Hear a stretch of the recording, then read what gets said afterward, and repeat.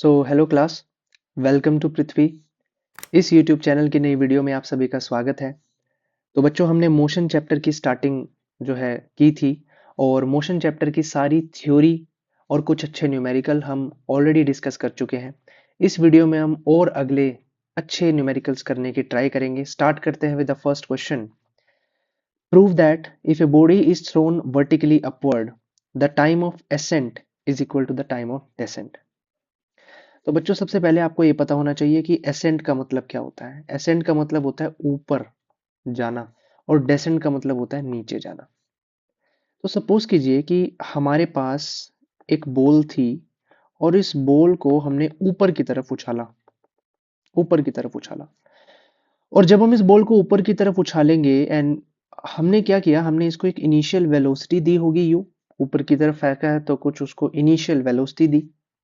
तो आप इस बात को आप इमेजिन कीजिए कि जब इस बॉल को ऊपर की तरफ फेंकेंगे तो उसकी वेलोसिटी बढ़ेगी या घटेगी। जाहिर सी बात है, जब बॉल को ऊपर की तरफ फेंकेंगे उस समय पर उसकी वेलोसिटी मैक्सिमम होगी जो हमने दी। बट जैसे जैसे बॉल ऊपर की तरफ जाएगी उसकी वेलोसिटी घटेगी। इसका मतलब वो डी एक्सेलरेट करेगी। क्यों करेगी? क्योंकि सर, बॉल जब ऊपर की तरफ जाएगी तो नीचे की तरफ ग्रेविटी उसे खींचेगी, जी अपना रोल दिखाएगी। तो जब बॉल ऊपर की तरफ जाएगी और ऊपर जाते जाते वो एक मैक्सिमम हाइट तक पहुंचेगी। जब वो मैक्सिमम हाइट पर पहुंचेगी तो उस समय पर उसकी फाइनल वेलोसिटी कितनी होगी बच्चों? जीरो होगी। सिंपल सी बात है। तो बॉल को नीचे से ऊपर की तरफ फेंका, तो नीचे से ऊपर तक मैक्सिमम हाइट तक जाने में उसे जो टाइम लगा, उस टाइम को ही हम बोलते हैं टाइम ऑफ एसेंट। कौन सी इक्वेशन ऑफ मोशन यूज कर सकते हैं? अपवर्ड मोशन की मैं बात करूं, जब बॉल ऊपर की तरफ जा रही है, so we will use the first equation of motion, that is v is equal to u plus a t. ध्यान से देखिए, बॉल को ऊपर की तरफ फेंका तो v कितना अभी बताया, फाइनल वेलोसिटी कितनी हो जाएगी? जीरो। किस वेलोसिटी से मैंने फेंका था? u से फेंका था। और जब बॉल ऊपर की तरफ जाएगी तो मैंने बताया कि जो बॉडी है वो डी एक्सेलरेट करेगी। क्यों? क्योंकि वेलोसिटी घट रही है। और जब डी एक्सेलरेट करेगी तो ए की जगह, ए एक्चुअली में यहां पर क्या होगा? ए आपका होगा acceleration due to gravity. Here g is the acceleration due to gravity. और क्योंकि ग्रेविटी नीचे की तरफ लग रही है, बॉल को नीचे की तरफ खींच रही है, लेकिन बॉल ऊपर की तरफ जा रही है, मोशन ऊपर की तरफ हो रहा है, तो इस समय पर ए की वैल्यू नेगेटिव लेंगे। तो यहां पर हो जाएगा माइनस जी इंटू में टी। तो बच्चों, क्या आप यहां पर टी की वैल्यू निकाल सकते हो? बड़ी इजीली यहां पर वैल्यू निकल जाएगी। So we can say 0 plus g t is equal to u, and we have t is equal to u by g. ये आपका जो टाइम है, इसको बोलेंगे टाइम ऑफ एसेंट, यानी कि बॉल को नीचे से ऊपर जाने में कितना टाइम लगा है। ठीक। अब आगे देखते हैं। अब बॉल ऊपर पहुंच चुकी है, मैक्सिमम हाइट पर पहुंच चुकी है, जहां तक उसे जाना था। वेलोसिटी उसकी जीरो हो गई है। अब वो बॉल नीचे आना शुरू होगी। तो जब बॉल नीचे आना शुरू होगी, बॉल जब नीचे आना शुरू होगी तो उल्टा हो जाएगा। यानी कि जो वेलोसिटी अभी हम फाइनल बोल रहे थे, वो अब आपकी इनिशियल वेलोसिटी हो जाएगी। इसका मतलब अब u जीरो हो जाएगा। तो ऐसे में फिर से मैं ये इक्वेशन ऑफ मोशन लगाऊं, v is equal to u plus a t. तो ध्यान से समझिएगा, v यहां पर v क्या हो जाएगा? यहां पर v जो है वो क्या हो जाएगा? That is equal to u। और u, अब इस समय पर u आपका जीरो हो गया। अब a आपका पॉजिटिव g होगा, पॉजिटिव g। क्यों? क्योंकि बॉल अब नीचे की तरफ जा रही है, और बॉल अगर नीचे की तरफ जा रही है और ग्रेविटी भी नीचे की तरफ लग रही है, यानी अब इनिशियल वेलोसिटी मिनिमम है, नीचे जाते जाते वेलोसिटी बढ़ेगी, यानी अब एक्सेलरेट करेगी, तो एक्सेलरेशन विल बी पॉजिटिव। इसलिए यहां पर a, अब जो होगा a यहां पर क्या बन जाएगा? पॉजिटिव बन जाएगा, positive g। So v is equal to zero plus g into में टी। और जब ये बॉल u से चली, यानी जीरो से चली, नीचे जाते जाते, नीचे धरती पर टकराने से पहले उसकी जो स्पीड रही होगी वो कितनी रही होगी, जिस स्पीड से हमने उसको फेंका था? यानी कि v को हम क्या लिख सकते हैं, u is equal to g t. So again we will have t is equal to u by g, और इसी को बोलेंगे टाइम ऑफ डिसेंट। और आप ध्यान से देख सकते हैं कि दोनों आपके बराबर है। तो यहां से हमने प्रूफ कर दिया कि टाइम ऑफ एसेंट जो है वो टाइम ऑफ डिसेंट के बराबर है। क्लियर है सवाल? अगले सवाल की तरफ बढ़ते हैं। ध्यान से देखिए, इस circular cycle track has a circumference of 314 metre with AB as one of its diameter.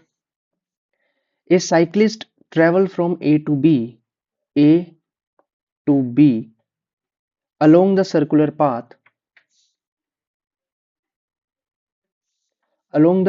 path with a velocity of constant magnitude of 15.7 meter per second.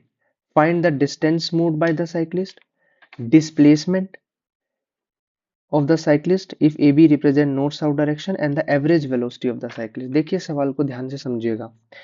कहता है एक सर्कुलर ट्रैक है, जैसे कि मैंने यहाँ पर डायग्राम में दिखाया हुआ है, और इस ट्रैक की आपको सरकमफेरेंस दे रखी है। सरकमफेरेंस यानी कि जो पूरा ये जो ट्रैक है, ये सरकमफेरेंस कितनी दे रखी है, 314 मीटर। ए से बी की तरफ जाता है, यानी कि अगर ये नॉर्थ है और ये साउथ डायरेक्शन है तो साइकिलिस्ट जो है वो ऐसे जा रहा है। ठीक है, तो आपसे पूछा distance travel by the cyclist. A cyclist travel A to B, A से बी की तरफ गया और आपको क्या निकालना है, डिस्टेंस निकालना है। तो कैसे निकालेंगे, देखिए ध्यान से समझिए। ये जो पूरा ट्रैक है, पूरा गोला ट्रैक है, अगर ये पूरा चक्कर लगाएगा तो ये सरकमफेरेंस हो जाएगी, और सरकमफेरेंस का फॉर्मूला क्या होता है, 2 पाई आर। और बच्चों ये 2 पाई आर किसके बराबर है, सवाल में दिया हुआ है 314। ये सवाल में दिया हुआ है। अब आप मुझे बताइए, साइक्लिस्ट ए से बी तक गया तो क्या इसने पूरी सरकमफेरेंस कवर करी, नहीं, आधी सरकमफेरेंस कवर की। तो एक आंसर क्या हो जाएगा, इसने कहा distance moved by the cyclist, यानी ए से बी गया तो आधी सरकमफेरेंस करी। तो आधी सरकमफेरेंस का मतलब आपको जो डिस्टेंस निकालना है, जो ए पार्ट का उत्तर है वो क्या है, distance, and that is equal to pi r. आपको इसकी वैल्यू बतानी है। तो सीधी सी बात है, सवाल में दिया हुआ 2 पाई आर 314 है, तो पाई आर की वैल्यू कितनी हो जाएगी, 314/2। सिंपल सी बात है, इसको काट लीजिए, 157। तो यानी डिस्टेंस जो है वो आपका कितना आ गया, 157 metre is the answer of the a part. ठीक, बी पार्ट में आपसे क्या पूछा है, displacement of the cyclist if a b represent north south direction. तो सीधी सी बात है भाई, डिस्टेंस आपका ये हो गया तो डिस्प्लेसमेंट क्या होगी, डिस्प्लेसमेंट क्या है, डिस्प्लेसमेंट आपकी ये है ए बी, शॉर्टेस्ट पाथ। और शॉर्टेस्ट पाथ बेसिकली अगर ये सेंटर है और ये रेडियस है इस सर्कल का, तो यहां पर डिस्प्लेसमेंट कितनी हो जाएगी, displacement is equals to 2r, twice of the radius. Clear है? तो बच्चों सिंपल सी बात है, 2r की वैल्यू आपको निकालनी है। तो आपको पता है कि पाई आर जो है वो कितना है, 157। तो यहां से r कितना हो जाएगा, 157/पाई। तो 2r कितना हो जाएगा, इसको 2 से गुना कर दीजिए, इसको 2 से गुना कर दीजिए, तो 2r कितना आ जाएगा, 157/22/7 इंटू 2। सिंप्लीफाई कर दीजिए, 157 इंटू 7/22 इंटू 2, 2 से कटा 11। So 157 into 7/11, that will be the answer, और that will be the displacement. आप इसको आगे भी सॉल्व कर सकते हो। क्लियर है? आगे बढ़े, आगे बढ़ते हैं सी पार्ट की तरफ। सी पार्ट में क्या पूछा है, सी पार्ट में पूछा है the average velocity of the cyclist. अब ध्यान से पढ़िए, एवरेज वेलोसिटी सवाल में दिया हुआ है कि जो साइक्लिस्ट है वो सर्कुलर पाथ में मूव कर रहा है with a constant magnitude of 15.7 metre per second. तो जब पूरे मोशन के दौरान में वेलोसिटी का मैग्नीट्यूड कांस्टेंट रहा है विच इज 15.7, तो एवरेज वेलोसिटी भी यही होगी। तो यानी इसका जो आंसर आएगा, जो आपकी एवरेज वेलोसिटी रहेगी वो भी आपकी यही रहेगी। कितनी रहेगी? That is 15.7 metre per second. Simple, कोई दिक्कत यहां तक? तो इस प्रकार आप इस सवाल को इजीली सॉल्व कर सकते हो। क्लियर है? आगे बढ़ते हैं नेक्स्ट क्वेश्चन की तरफ। क्वेश्चन है, a motor bike running at 90 kilometre per hour is slowed down to 54 km per hour by the application of brakes over a distance of 40 meter. If brakes are applied with the same force, calculate the total time in which bike comes to rest and the total distance traveled by the bike. देखिए कैसे करते हैं इस सवाल को। सबसे पहले तो कहता है कि एक मोटर बाइक चल रही है और वो 90 की स्पीड से चल रही थी, स्लो होके 54 की स्पीड पर हो गई जैसे ही ब्रेक लगाया। और कितनी दूरी तय करी इस दौरान? 40 मीटर, यानी 40 मीटर के दौरान में ही ये जो स्पीड है ये कम हुई है। तो यहां से आप देखो यू दिया हुआ है, कितना दिया हुआ है? यू आपको दिया हुआ है 90 किलोमीटर पर आवर। तो इसको ऐसा यूनिट में चेंज कर लेंगे, 90 इंटू 5/18 मीटर पर सेकंड में कन्वर्ट करने के लिए इसे 5/18 से हम गुना करते हैं। 10 से गया, ये 2 से गया, तो ये गया 5, यानी कि 25 मीटर पर सेकंड, ये यू आ गया। ऐसे ही वी भी आपको दिया हुआ है, कितना? 54 किलोमीटर पर आवर। इसको भी चेंज कर लो, 54 इंटू 5/18, तो 18 तिये 5 तिये 15 मीटर पर सेकंड। ये यू और वी आ गया आपका। आपको u पता चल गया, v पता चल गया, एस भी आपको सवाल में दिया हुआ है, कितना दिया हुआ है? Distance, that is 40 metre. तो आप एक्सेलेरेशन निकाल सकते हो यहाँ से, कौन सी इक्वेशन का यूज करके? v square minus u square is equal to 2as। तो पुटिंग डाउन द वैल्यू, 15 का स्क्वायर माइनस 25 का square and that is equal to 2 into a into s, and s is 40। तो 15 का स्क्वायर कितना होता है बच्चों? 225।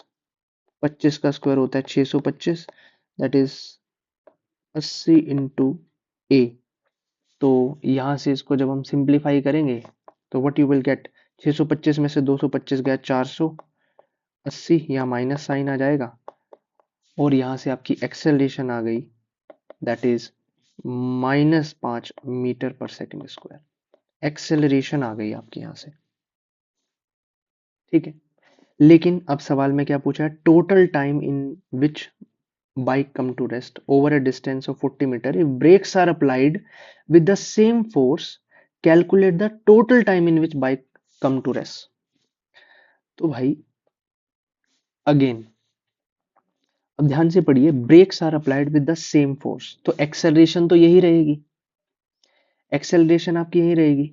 और कहता है brakes are applied with the same force, और फिर बताओ time in which bike come to rest, जब बाइक रेस्ट पर आ जाएगी तो now v will be zero, and if v will be zero, u तो आपका वही था, कितना था स्टार्टिंग में? That was 90 kilometre per hour, और जब हमने इसको कन्वर्ट किया था तो कितना आया था? 25 मीटर पर सेकंड।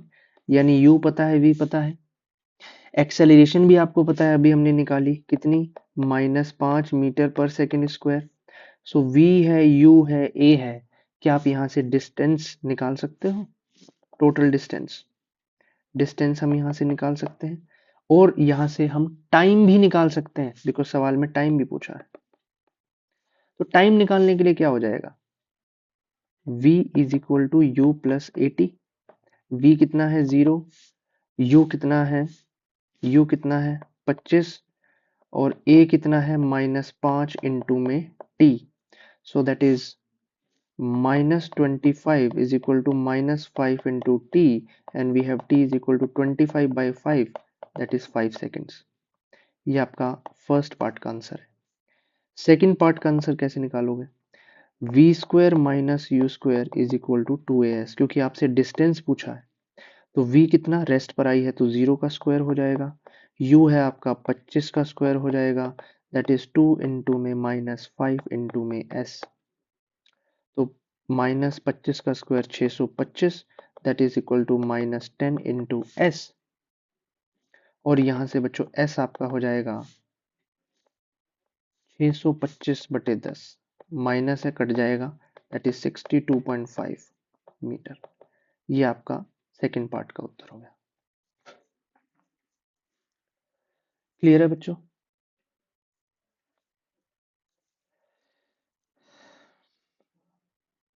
नेक्स्ट क्वेश्चन की तरफ बढ़ते हैं। क्वेश्चन है, is it possible if a body has a constant uniform velocity but still accelerating?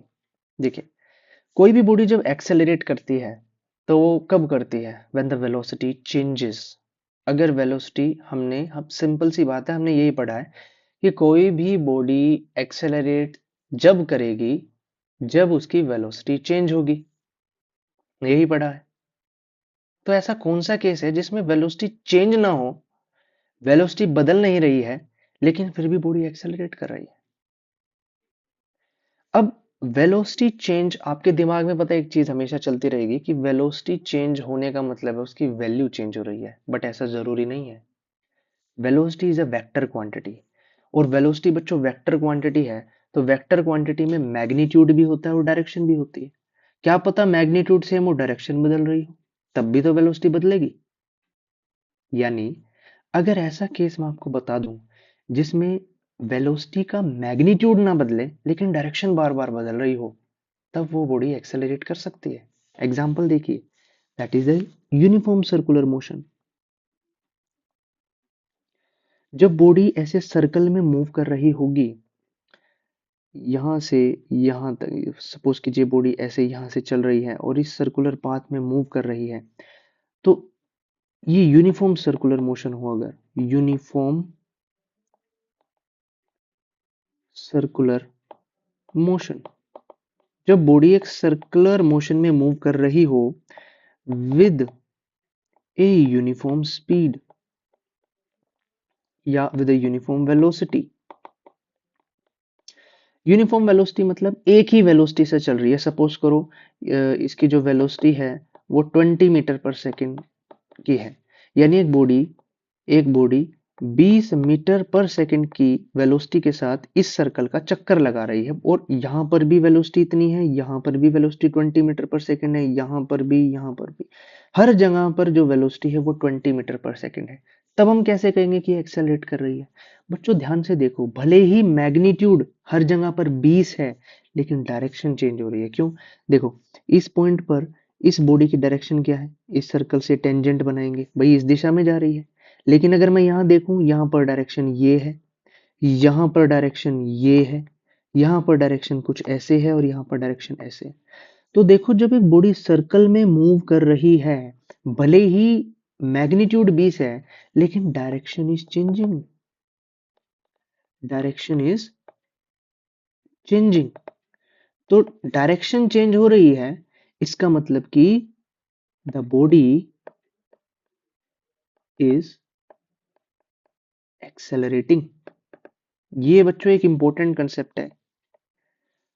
Oral question में कई बार ये सवाल पूछ लिया जाता है कि जब भी एक्सेलरेट कोई बॉडी कब करती है? जब वेलोसिटी चेंज होती है।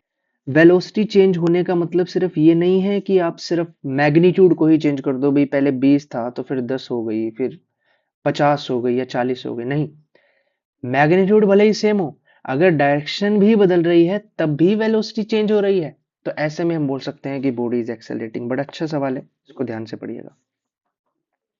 तो अगले सवाल की तरफ बढ़ते हैं। क्वेश्चन है, two stones are thrown vertically upward simultaneously with their velocities u1 and u2 respectively. Prove that height reached by them would be in the ratio u1 square and u2 square. Assume upward acceleration is minus g and downward acceleration to be plus g. देखिए, ये बात मैं आपको पहले भी बता चुका हूँ, अभी पिछले सवाल में हमने पढ़ा था कि जब बॉडी ऊपर की तरफ जाती है, ऐसे में जो एक्सेलेरेशन होती है वो नेगेटिव होती है, और जब नीचे की तरफ जाती है in the time of descent, उस समय पर एक्सेलेरेशन पॉजिटिव ली जाती है। तो दो पत्थर हैं ऊपर की तरफ फेंके गए हैं, तो बच्चों जब पत्थर ऊपर की तरफ फेंके गए हैं तो ये सी वही चीज, ये सेम चीज रिपीट हो रही है। जब एक पत्थर ऊपर की तरफ जाएगा, इसे फेंका तो होगा u के साथ, सपोज करें u1 के साथ, जो कि दिया गया है सवाल में। और जब फेंकेंगे u1 के साथ, ऊपर जाएगा जाएगा अपनी मैक्सिमम हाइट तक पहुंचेगा, और उस मैक्सिमम हाइट पर आने के बाद जो v1 है वो कितना हो जाएगा, 0 हो जाएगा। तो again if we apply the equation of motion, that is v square minus u square is equal to 2as, तो यहाँ पर जो v है वो v1 स्क्वायर हो जाएगा, u u1 स्क्वायर हो जाएगा, और 2 ऊपर की तरफ जा रहे हैं तो a आपका माइनस जी, जो कि सवाल में दिया हुआ है, और s आपका हाइट 1, कितनी हाइट तक ये जाएगा, सपोज h1 आपकी हाइट है। तो v1 कितना हो गया, 0, 0 का स्क्वायर, क्लियर है, माइनस u1 का square is equal to minus of 2g into में h1। तो बच्चों यहाँ से आप h1 निकाल सकते हो। h1 कितना आ जाएगा, minus u1 square divide by minus of 2g, यानी यहाँ से h1 कितना आ गया, u1 स्क्वायर बाय 2g। यानी कि पहला पत्थर अगर u1 से फेंका तो वो कितनी हाइट तक जाएगा जी, इतनी हाइट तक जाएगा। उसी प्रकार दूसरा पत्थर u2 के साथ फेंका, तो दूसरा पत्थर जब हम u2 के साथ फेंकेंगे, तो अब u जो है वो बन गया u2, v अगेन 0 ही रहेगा, s जो है वो बन गया h2, और a जो है वो बन गया माइनस जी। तो ऐसे में फिर हम v square minus u square equal to 2as लगाएंगे, तो क्या हो जाएगा, 0 का स्क्वायर माइनस u2 का square, that is equals to 2 into में माइनस जी इंटू में h2। तो अगेन यहाँ से h2 कितना आ जाएगा, minus u2 square divide by minus of 2g, और we have h2 is equal to u2 square divide by 2g। ये h2 आ गया आपका। तो ये h1 है, ये h2 है, दोनों को डिवाइड कर दो तो कितना आ जाएगा भाई, h1 divide by h2, that is equal to u1 square by 2g divide by u2 square divide by 2g। 2g से 2g कट जाएगा, we have u1 square by u2 square, और यही सवाल में दिया हुआ है, हेंस प्रूव्ड।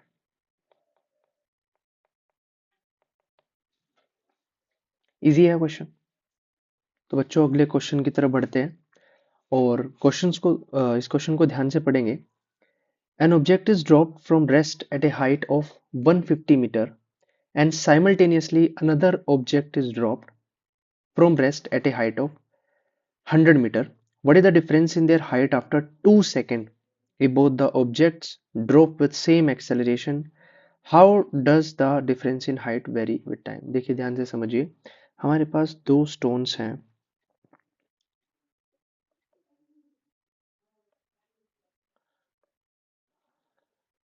ये एक स्टोन है, और इस स्टोन को हमने नीचे की तरफ ड्रॉप किया from a height of 150 metre.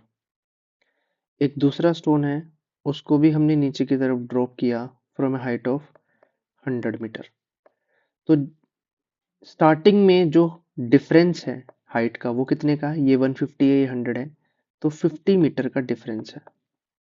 कहते हैं 2 सेकंड हो गए दोनों को गिरे हुए, 2 सेकंड के बाद हाइट का डिफरेंस क्या होगा।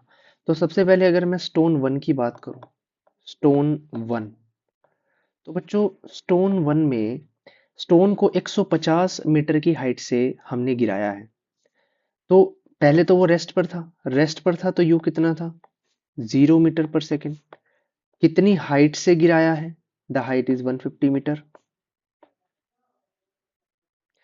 तो नीचे की तरफ जब हम इसे गिराएंगे, तो ऐसे में can you find out the distance की 2 सेकंड के अंदर, बिकॉज टाइम भी आपको दिया हुआ है ना, टाइम आपको दिया हुआ है, टाइम कितना दिया हुआ है, 2 सेकंड दिया हुआ है। तो कहते हैं कि 2 सेकंड के अंदर जब हम इसे नीचे गिराएंगे तो कितनी दूरी तय करेगा। तो ऐसे में we can use the second equation of motion, that is s equal to u t plus half a t square.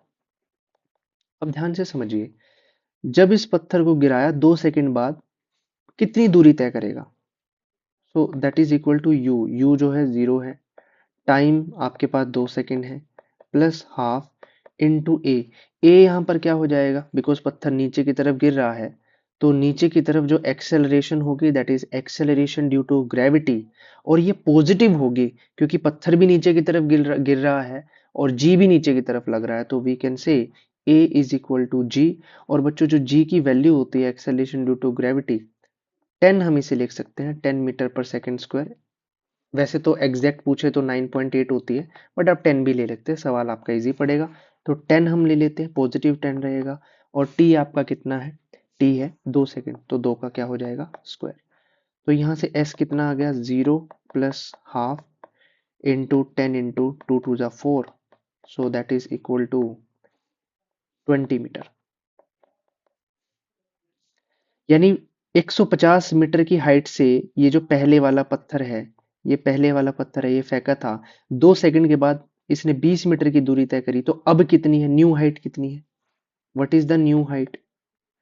तो जो न्यू हाइट रहेगी that will be 150 minus 20 that is 130 metre. यानी अब 2 सेकंड के बाद इस पहले वाले पत्थर की हाइट कितनी है 130 मीटर। दूसरे स्टोन की बात करते हैं।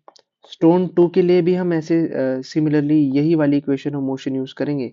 तो एस निकाल लेंगे इसमें, यू तो इसमें भी 0 हो जाएगा, तो 0 इंटू में टी, टी वही 2 सेकेंड, हाफ इंटू एक्सेलरेशन जो कि फिर से आपकी 10 हो जाएगी, और टाइम वही आपका 2 रहेगा, 2 का स्क्वायर हो जाएगा। तो आप देखोगे कि सारी चीज वही है, तो एस यहाँ भी आपका 20 मीटर आएगा। और अगर ये भी आपका 20 मीटर आएगा, इसका मतलब कि इसकी जो न्यू हाइट है वो कितनी रहेगी, इसकी जो न्यू हाइट है बच्चों वो कितनी रहेगी, वो रहेगी, पहले तो थी सर 100, उसमें से 20 माइनस कर दी यानी कि 80 मीटर। तो अब जो हाइट का डिफरेंस है ये 130, ये 80, कितना डिफरेंस हुआ, अगेन 50 मीटर का डिफरेंस हुआ। यानी कि ड्रॉप करते टाइम भी 50 मीटर का हाइट का डिफरेंस था, और 2 सेकंड के बाद जब वो नीचे गिर रहे थे उस समय भी 50 मीटर ही रहेगा। तो 50 metre throughout the motion आपका यही हाइट का डिफरेंस रहेगा। तो ये आपका उत्तर है इस सवाल का। ठीक है बच्चों, आगे बढ़ते हैं अगले सवाल की तरफ। अब कुछ क्वेश्चंस हम ग्राफ से रिलेटेड समझने की ट्राई करेंगे। कहता है द डिस्टेंस टाइम ग्राफ। आपको जो ये ग्राफ दिया गया है बच्चों, ये कौन सा है, that is distance time graph. दो ट्रेन्स हैं, the train start simultaneously in the same direction. ठीक है, तो आप देख सकते हो वाई एक्सिस पे आपका डिस्टेंस दिया है, एक्स एक्सिस पे टाइम दिया है, डिस्टेंस टाइम ग्राफ है। And this line is representing train a and this is representing train b. इस ग्राफ को ध्यान से पढ़ेंगे। पहला सवाल आपसे पूछा है how much ahead of a is b when the motion start. जब मोशन शुरू हुआ, दोनों ट्रेन्स जब आपस में चलना शुरू हुई, तो इनके बीच का जो डिफरेंस था डिस्टेंस का वो कितना था। तो जरा आप ग्राफ में देखोगे, ये जो ए वाली लाइन है ये 0 से शुरू हो रही है, और जो बी वाली लाइन है वो 100 किलोमीटर के डिस्टेंस से शुरू हो रही है, बिकॉज वाई एक्सिस पे डिस्टेंस है। तो आप देख सकते हो कि ये जो बी है वो 100 से शुरू हो रहा है, ये 0 से शुरू हो रहा है। तो पहले का आंसर सीधा सीधा आ गया। कितना आ गया जी, कितना है इनके बीच का डिफरेंस, सिंपल सी बात है, दैट इज 100 किलोमीटर। क्लियर है, इजी है। अब दूसरे पार्ट की तरफ बढ़ते हैं। दूसरे पार्ट में कहता है what is the speed of b. देखिए आप एक बात बताइए, स्पीड का फॉर्मूला हमने पढ़ा है, क्या होता है स्पीड, सर स्पीड होता है डिस्टेंस बाय टाइम। तो बी वाली लाइन कौन सी है, ये वाली है ना बी वाली लाइन, आप ध्यान से देखिए ग्राफ में, ये जो है ये बी वाली लाइन है। अब बी वाली लाइन में we have to find the speed. तो ये जो मैंने डॉटेड लाइन बनाई है पी आर और क्यू आर, पी आर और क्यू आर को जरा ध्यान से देखिए। पी से लेके क्यू तक जब ट्रेन बी गई, पी से लेके क्यू तक गई, पी से क्यू तक गई, तो ऐसे में क्यू पॉइंट पर आके डिस्टेंस कितना है, क्यू पॉइंट पर आके डिस्टेंस कितना है, दैट इज 150। और पी पॉइंट पर डिस्टेंस कितना था 100। और ये पी से क्यू, बिकॉज हम ट्रेन बी की बात कर रहे हैं, पी से लेके क्यू तक गई है ये ट्रेन, कितने टाइम में गई है, देखो टाइम नीचे क्या दिया हुआ है, पी से क्यू कितने टाइम में गई है, 2 घंटे में गई। तो 2 आ गया, यानी कि 150 माइनस 100 करेंगे, 50/2 that is 25 kilometre per our. यानी कि जो ट्रेन बी है उसकी स्पीड कितनी है 25 kilometre per our. Third part में आपसे क्या पूछा है, when and where a will catch b, a b को कब कैच करेगा। तो जाहिर सी बात है, डायग्राम से साफ पता चल रहा है ए ट्रेन और बी ट्रेन कहां पर काट रही है, क्यू पॉइंट पर काट रही है। ये जो क्यू पॉइंट है, ये जो क्यू पॉइंट है ये क्या है, देखिए यहाँ पर क्यू पॉइंट पे जो डिस्टेंस है वो 150 है, और कितने घंटे में, 2 घंटे में। तो ए बी को कब काटेगा, ए बी को कब काटेगा, after after 150 kilometre at a distance, at a distance of 150 kilometre in 2 hours. तो ये इस पार्ट का उत्तर हो जाएगा। उसके बाद ये तो आपके हो चुके हैं। फिर पूछा है कि what is the difference between the speed of a and speed of b. B की स्पीड तो हम ऑलरेडी निकाल चुके हैं, तो फोर्थ पार्ट में हम ए की स्पीड भी निकाल लेते हैं। तो देखिए स्पीड ऑफ ए कितनी होगी, ए वाली लाइन को जरा आप ध्यान से देखें। ए वाली लाइन अगर मैं ओ पॉइंट से लेके क्यू पॉइंट तक की बात करूं, ओ पॉइंट पे डिस्टेंस 0 था, क्यू पॉइंट पे डिस्टेंस 150 है, तो स्पीड क्या हो जाएगी, कितनी डिस्टेंस तय करी, 150 minus 0, that is the change in position. Change in position कितना है, यहाँ पर ये x1 मान लें, इसको x2 मान लें, तो x2 माइनस x1 कितना हो गया, 150 माइनस 0। कितने टाइम में किया, 2 घंटे में किया। So that is equal to 150/2, और इसको आप काटोगे, आपका आंसर कितना आ जाएगा, 75 किलोमीटर पर आवर। और स्पीड ऑफ बी कितनी थी, स्पीड ऑफ बी आई थी 25 किलोमीटर पर आवर। सवाल में क्या पूछा है, डिफरेंस बिटवीन द स्पीड। तो बच्चों 75 डिफरेंस यानी S A minus S B, ये डिफरेंस कितना आ जाएगा, 75 minus 25, that is 50 kilometre per hour. Last part क्या है, लास्ट पार्ट है, is the speed of either train uniform और नॉन यूनिफॉर्म। आप देख सकते हो स्ट्रेट लाइन है, और सभी जानते हैं अगर स्ट्रेट लाइन होती है तो किस प्रकार का मोशन होता है, यूनिफॉर्म मोशन होता है। इसका मतलब जो स्पीड है वो कैसी है, वो यूनिफॉर्म इन नेचर है, तो इसका आंसर कितना आ जाएगा, uniform. Now heading toward the next question. Question है, the VT graph of car A and car B which start from same place and move along straight road in the same direction is shown। तो आपको यहाँ पर एक graph दिया हुआ है, जरा इस ग्राफ को ध्यान से देखिए। अब की बार हमको जो ग्राफ दिया हुआ है ये कौन सा ग्राफ है, दिस इज VT ग्राफ, यानी कि velocity time graph. Velocity time graph दिया हुआ है, टाइम सेकंड में है, वेलोसिटी मीटर पर सेकंड में है, और दो कार के मोशन की यहाँ पर बात हो रही है, कार ए और कार बी। ठीक है, सवाल देखते हैं वन बाय वन। पहला सवाल में कहता है calculate the acceleration of car A between 0 and 8 second. Car A की एक्सेलरेशन बताओ। कार ए की लाइन आप ध्यान से देखिए डायग्राम में, ये कार ए है, कार ए की लाइन आपको आपको नजर आ रही होगी। कहता है कि 0 से 8 सेकेंड के बीच में एक्सेलरेशन बताओ कार ए की। अब आप सभी जानते हो एक्सेलरेशन क्या होती है, फर्स्ट पार्ट को हम सॉल्व कर रहे हैं, यहाँ पे कर लेते हैं। ठीक है बच्चों, एक्सेलरेशन क्या होती है, अब ध्यान से समझे। 0 से 8, 0 से 8 इस ग्राफ को पढ़िए, और एक्सेलेरेशन क्या होता है, बीटी टाइम ग्राफ का स्लोप होता है। Acceleration is nothing but slope of the BT graph. ये मैंने आपको थ्योरी में समझाया था, acceleration is slope of the BT graph. और स्लोप क्या होता है, एक्स एक्सिस के रिस्पेक्ट में वाई एक्सिस में कितनी दूरी तय करी। तो देखो एक्सेलेरेशन ए जो है ये किसके बराबर हो जाएगा, स्लोप की बात करें, कार ए वाली लाइन के स्लोप की बात करें, तो 0 से 8, 0 से 8, तो टाइम तो कितना हो गया, नीचे क्या आएगा, टाइम तो हो गया 8, बिकॉज 0 से 8 सेकेंड तक बात हुई है। और 0 से 8 में जो कार ए है वो कहाँ पर पहुंच गई, जो वेलोसिटी है वो कहाँ पर पहुंच गई, 80, तो ऊपर कितना आ जाएगा 80, तो कितना आ गया आपकी acceleration, 10 metre per second square. Clear है। सेकेंड पार्ट की बात करते हैं। सेकेंड पार्ट में आपसे क्या पूछा है, acceleration of car be between 2 second and 4 second. अब कार बी को देखो, कार बी में कहता है 2 सेकेंड, यानी कि ये वाली दूरी 2 सेकेंड से लेकर 4 सेकेंड। कहाँ है 4 सेकेंड, ये है 4 सेकेंड। क्या पूछा है बी पार्ट में, the acceleration of car be between 2 second and 4 second.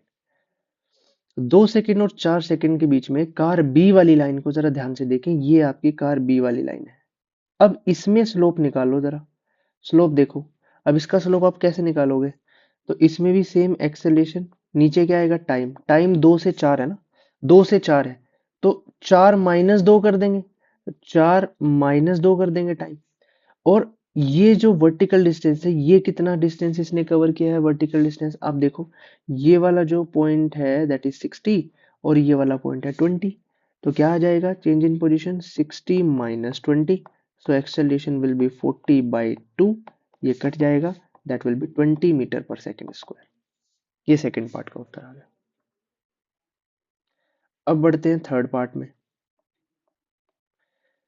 The points of time eight which both the cars have same velocity. मतलब ऐसे कौन से पॉइंट हैं जहां पर दोनों कार की वेलोसिटी सेम है?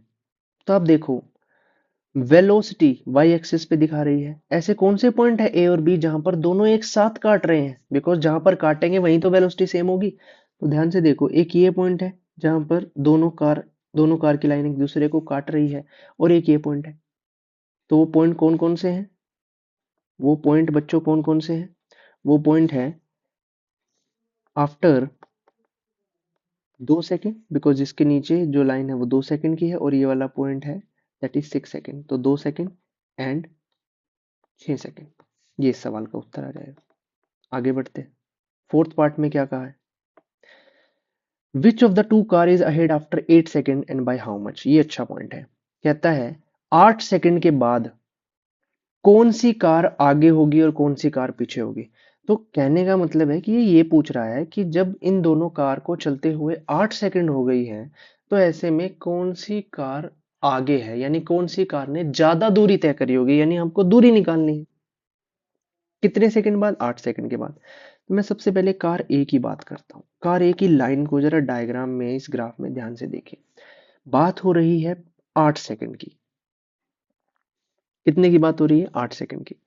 अब कार ए 0 से शुरू हुई है और 8 सेकंड तक बात हो रही है, तो जरा आपको ये ट्रायंगल ध्यान से देखना होगा। कौन सा ट्रायंगल? ट्रायंगल का नाम अगर मैं रखूं, तो ट्रायंगल का नाम आप रख सकते हो ओ ए, और इस पॉइंट को नाम दे दे let's say M, O A M. तो इस ट्रायंगल की अगर मैं बात करूं, ऐसे में डिस्टेंस क्या होता है? वीटी ग्राफ में डिस्टेंस कैसे निकालते हैं? मैं कहता हूं इसने एस डिस्टेंस ट्रेवल किया, that will be the area of that triangle, area of that triangle OAM। तो ये जो डिस्टेंस है S, ये किसके बराबर होगा? इस ट्रायंगल का एरिया निकाल दो। ट्रायंगल का एरिया कितना होता है? Half into base. बेस कितना है? 0 से 8, यानी कि 8 इंटू में हाइट। ये जो हाइट है, ये वाली हाइट जो है, ये हाइट कितनी है? 80। तो इसको गुना कर देंगे, कितना आया? 320 मीटर। यानी कार ए ने कितनी दूरी तय करी? 320 मीटर। अब बात करते हैं कार बी की। कार बी, ये एक ट्रेपिजियम बन गया है, ध्यान से देखिएगा। 0 से 8 सेकंड की बात हो रही है, तो ये ट्रेपिजियम बनेगा। ये ट्रेपिजियम है, जरा ध्यान से देखिए। मैं थोड़ा सा डार्क कर रहा हूं इसको, दूसरे कलर से कर देते हैं। ये देखिए,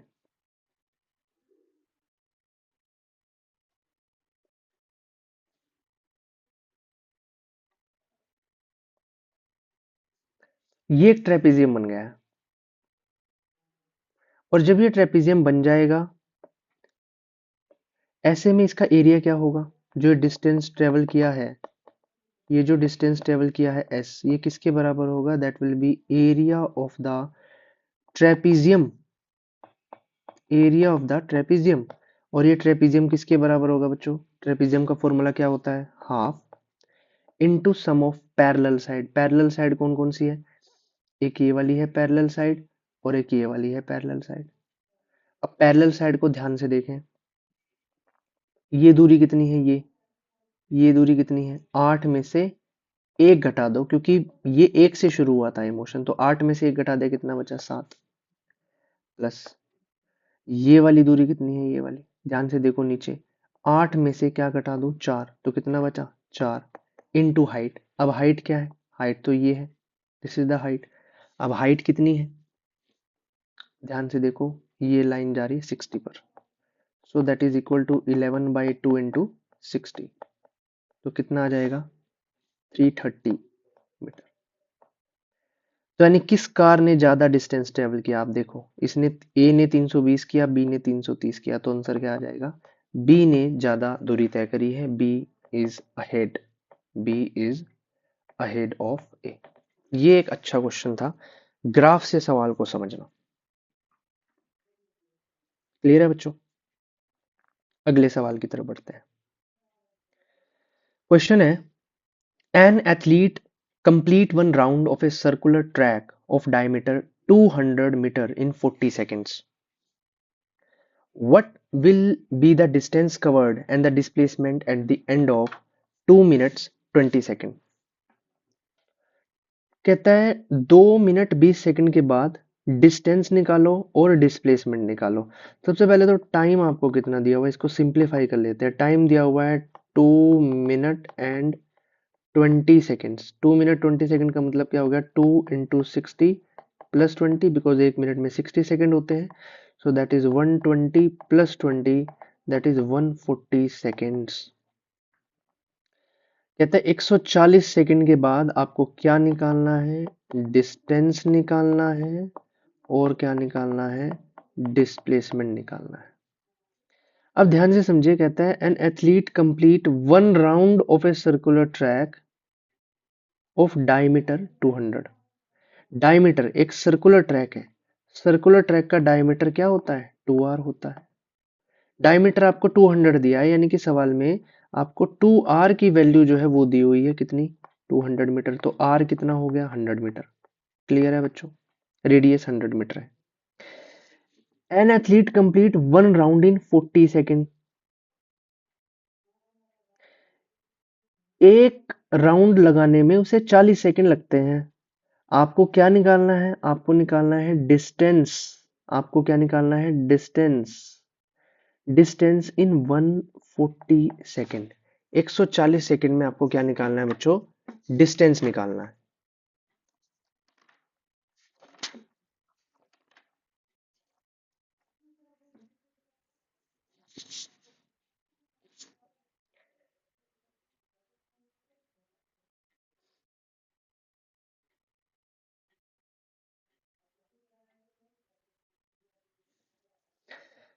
आप मुझे एक बात बताइए, सरकमफेरेंस ऑफ द सर्कल कितनी होगी, सरकमफेरेंस, बिकॉज जब एक राउंड पूरा लगाएगा, अगर एथलीट एक राउंड पूरा सर्कुलर ट्रैक का लगाएगा तो वो सरकमफेरेंस कवर करेगा, and the circumference is 2πr, that is equal to 2 into 22/7 into r which is 100। तो आप इसको कैलकुलेट करोगे, that will be 4400/7 metre, that is the circumference of the circle.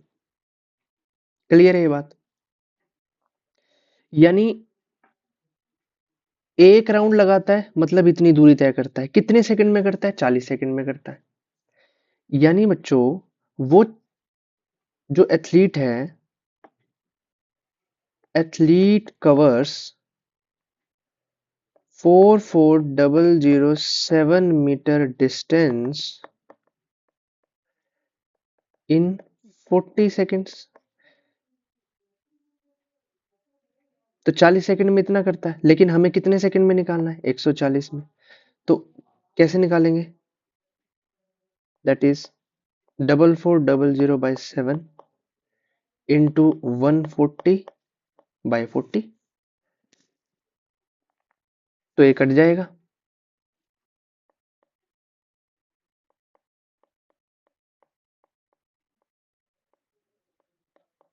So that is 2200 metre, that is the distance. यानी 40 second में वो इतनी दूरी तय करता था, तो एक सेकंड में कितने करेगा, 440 डिवाइड बाय 7 इंटू 40, और 140 में कितने करेगा, वो करेगा 2200 मीटर। ठीक है, अब डिस्प्लेसमेंट की बात करते हैं। ध्यान से समझिए, डिस्प्लेसमेंट आपको बतानी है। 140 सेकंड में कितने राउंड लगाएगा वो? इस तरीके का सवाल हम पिछले वीडियो में भी हमने किया था। तो जब वो एक राउंड लगाएगा, एक राउंड लगाता है तो 40 सेकंड लगते हैं। तो 140 सेकंड में कितने राउंड लगाएगा? 140 डिवाइड बाई 40, दैट इज 7/2 और 3.5 राउंड्स। अगर हमें 140 सेकंड में डिस्प्लेसमेंट निकालनी है तो वो 3.5 राउंड लगाएगा। अब 3.5 राउंड लगाएगा तो डिस्प्लेसमेंट कितनी हो जाएगी भाई? यहां से चला और वह पहला राउंड लगाया, फिर दूसरा राउंड लगाया, फिर तीसरा राउंड लगाया, तो 3 राउंड तक, 3 rounds plus half rounds, 3 round तक तो डिस्प्लेसमेंट जीरो हो जाएगी। जो काउंट होगी डिस्प्लेसमेंट वो इस आधे राउंड तक होगी। तो आधे राउंड में कितनी दूरी तय करेगा, कितनी डिस्प्लेसमेंट करेगा? यहां से वो यहां तक गया, तो ये जो डिस्टेंस है यही तो डिस्प्लेसमेंट होगी, which is what, which is 2r। So 2 into r, that is 100, 200 metre displacement आ जाएगी आपकी। क्लियर है? आखिरी सवाल पर बढ़ते हैं। Abdul, while driving to school, computes the average speed for his trip to be 20 km per hour. On his return trip along the same route, there is less traffic and the average speed is 30 km per hour. What is the average speed for Abdul's trip? भाई ध्यान से समझिए,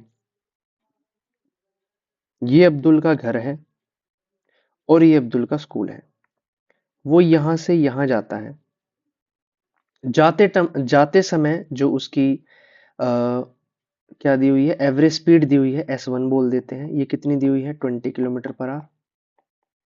और फिर वापस आता है आते समय, ये तो जाते समय थी, आते समय उसकी जो स्पीड है, average speed, that is what, traffic कम था तो आते समय स्पीड थी 30 किलोमीटर पर आवर। आपसे क्या पूछा है? What is the average speed? Average speed क्या होगी? देखो, इस सवाल को करने के दो तरीके हैं। एक होता है डिटेल में बेसिक से करना और एक शॉर्टेस्ट मेथड। मैं पहले डिटेल में समझाता हूँ, उसके बाद शॉर्टेस्ट मेथड की तरफ जाएंगे। देखिए, एवरेज स्पीड पूछिए। एवरेज स्पीड जो है, इसका फॉर्मूला क्या होता है? इसका फॉर्मूला होता है total distance, total distance divide by total time. ठीक है जी। मैं कहता हूं जब वो घर से स्कूल गया तो जो दूरी थी वो थी, सपोज कीजिए x थी। ठीक है, तो टोटल डिस्टेंस इसने कवर कितना किया होगा भाई? पहले तो x डिस्टेंस ट्रेवल किया, फिर वापस घर आया, तो यानी जो टोटल डिस्टेंस है बच्चों वो कितना है? 2x है। x गया और x आया, 2x टोटल डिस्टेंस है। टोटल टाइम पता करते हैं। जब वो घर से स्कूल गया तो उसे कितना टाइम लगा होगा? तो सर उसे t1 टाइम लगा होगा। और ये t1 टाइम किसके बराबर है? x/v1। क्यों? क्योंकि जब घर से स्कूल गया तो x दूरी तय करी, और उस समय पर इसकी जो वेलोसिटी थी वो v1 थी, और v1 सवाल में दी हुई है। इसको आप s1 लिख सकते हो, मैंने s1 से डिनोट किया है, तो आप s1 भी लिख सकते हो इसको। ये तो सबको पता होना चाहिए, है ना? Distance by speed is time. भाई स्पीड अगर डिस्टेंस अपॉन टाइम है तो टाइम क्या हो गया? Distance by speed. कंफ्यूज हो तो यहाँ भी लिख सकता हूँ, time is equal to what, distance by speed, है ना? तो T1 निकाल लो। T1 क्या है? जब वो घर से स्कूल गया, तो T1 किसके बराबर है? x डिस्टेंस उसने ट्रेवल किया है, कितनी स्पीड के साथ? 20 किलोमीटर पर आवर के साथ। ऐसे ही जब वो स्कूल से घर गया उस समय पर T2 कितना हो जाएगा? दूरी तो वही तय करी है, लेकिन स्पीड बदल जाएगी। स्पीड कितनी है? स्पीड आपको दी हुई है 30, तो ये T2 टाइम हो गया। तो बच्चों टोटल टाइम कितना हो गया? टोटल टाइम हो गया T1 प्लस T2 पूरे मोशन का, यानी x/20 प्लस x/30। तो यानी now you can find out S average, and S average is total distance, that is 2x, or total time is T1 plus T2.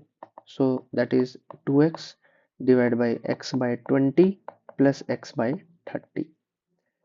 तो यहाँ से x कॉमन ले लेंगे, क्या बचा 1/20 प्लस 1/30, x से x कट गया, सो दैट इज 2 ओवर, यहाँ पर एलसीएम ले लेंगे, कितना आ जाएगा 60, ये गया 3 पर, ये गया 2, 2 into 60/5, that is 24 kilometre per our. That is the answer of that question. अब इसी सवाल को आप शॉर्ट तरीके से भी कर सकते थे। ये तो था डिटेल मेथड। शॉर्ट क्या है, जब भी बच्चों आपको एवरेज स्पीड निकालनी हो ना, और दो स्पीड S1 और S2 आपको गिवन हो, तो आप इस फॉर्मूले का इस्तेमाल कर सकते हो। क्या फॉर्मूला है, जब भी आपको एस एवरेज निकालना हो इस तरीके की सिचुएशन में, तो फॉर्मूला होता है 2S1S2 divide by S1 plus S2। सीधा ये फॉर्मूला आप इस्तेमाल कर लो। कैसे, देखिए सवाल में S1 आपको दिया हुआ है कितना 20 किलोमीटर पर आवर, S2 आपको कितना दिया हुआ है 30 किलोमीटर पर आवर। दोनों ही सेम है तो किलोमीटर पर आवर में ही हम आंसर लिख लेंगे। तो एस एवरेज आपका कितना आ जाएगा 2 into 20 into 30 divide by 20 plus 30, so that is 2 into 600 divided by 50, that is 24 kilometre per our. सीधा सवाल खत्म। आप ऐसे भी सवाल को कर सकते थे। दोनों ही मेथड मैंने करा दिए हैं। जब भी आपका कॉम्पिटिटिव एग्जाम हो उसमें आप सीधा ये अप्रोच लगाएंगे। बेसिक से अगर किसी को दिक्कत है तो आप इस मेथड से भी सवाल को कर सकते हैं। तो बच्चों, मोशन चैप्टर के काफी अच्छे questions, average questions, easy question, हर तरीके के क्वेश्चंस हम यहाँ पर प्रैक्टिस कर चुके हैं। देखिए, मैं जितने भी चाहे न्यूमेरिकल्स करा लूं, अगर जब तक आप खुद प्रैक्टिस नहीं करोगे तब तक आपकी न्यूमेरिकल स्किल्स डेवलप नहीं होंगी। इन क्वेश्चंस को आप देखें, आइडिया लें और फिर खुद से भी अपनी तरफ से भी क्वेश्चंस को ज़्यादा से ज़्यादा प्रैक्टिस करें, जिससे आपकी न्यूमेरिकल स्किल जो है वो इम्प्रूव हो सके। तो मोशन के न्यूमेरिकल्स हम यहाँ तक रखते हैं। अगली वीडियो में हम नया चैप्टर शुरू करेंगे which is force and laws of motion. इस वीडियो के लिए इतना ही। Thank you everyone.